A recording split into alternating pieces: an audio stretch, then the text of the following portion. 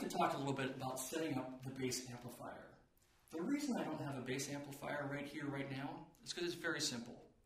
Turn it on, put everything flat, which means you're not adding any bass, you're not adding any treble, you're just putting everything up at 0 or 12 o'clock and leave it alone. The big trick is learning how to leave it alone. Those amps are designed to sound good when they're flat. Often I'll walk in and see a younger player playing in a certain type of amplifier and all the controls are turned all kinds of different ways. It's not important. I would prefer to see you leave the bass amp flat and try to adjust your tone either from the bass, whether it's electric, through various ways that I'll talk about later, or on the acoustic bass through how you play the note with your hands.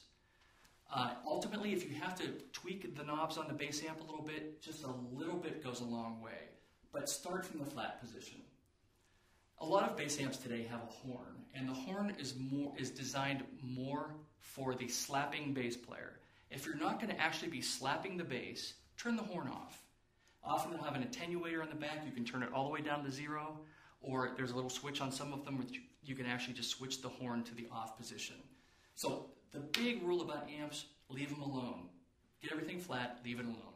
Often in a performance situation, we'll have to put our amplifiers on a hollow floor.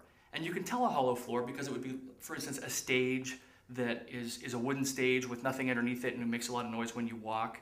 Our bass vibrations will tend to go through that floor and create extra bass notes, those sub-bass tones. Those bass tones are the things that really mess with us and with the room as far as the sound quality, not only of the bass, but the rest of the band.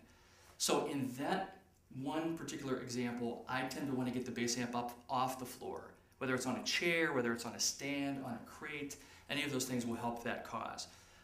If it's a concrete floor or a solid floor, it's fine on the floor, unless you want it higher to hear it for yourself. But basically, the hollow floors, get the bass amp up.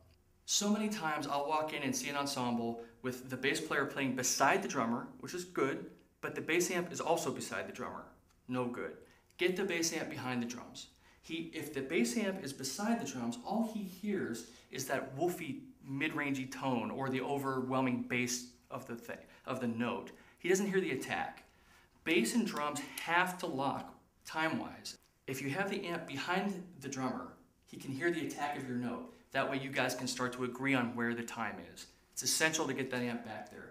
And you also want to make sure that you can hear it yourself. So you want to get it in a position where the drummer's hearing it fine and you're hearing it fine. There are a few different kinds of amplifiers I tend to prefer myself. The way cabinets have been built and designed these years, most recent years, smaller cabinets are sounding really good. I tend to really like 10-inch speakers. And for a while in the 80s and in the early 90s, everybody liked the big 15-inch speakers, the 18-inch speakers. Those speakers really tend to overwhelm a room. The sound wave is bigger and it just is too much. The 10-inch speakers might sound thinner to you where you're at, but as it makes its way to the audience, that sound wave tends to expand. And then it becomes warm and fat to the audience. But the 10-inch speakers tend to have a more controlled sound on the stage, and it doesn't tend to interfere with other instruments' parts. I personally like 10-inch speakers if there's 2 or more of them.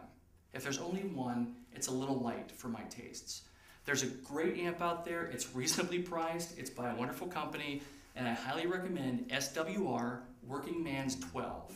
It's a single 12-inch speaker, has enough power to work with a big band, and it has enough bass response to work with a small group or a big band, and it's a relatively light amplifier.